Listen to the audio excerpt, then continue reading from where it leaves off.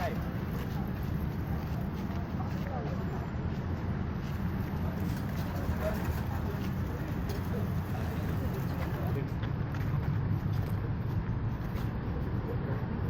Bang Abed.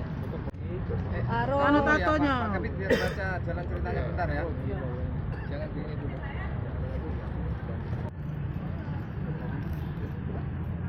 Biar kelihatan kan di TV ya kan.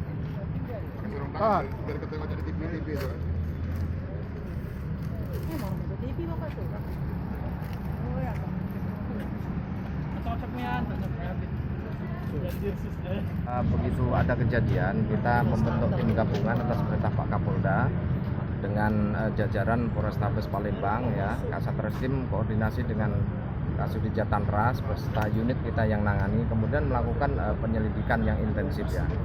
Bahwa pelaku ini kita bagi beberapa tim, termasuk Jatanras dan gabungan dengan Opsional Polres.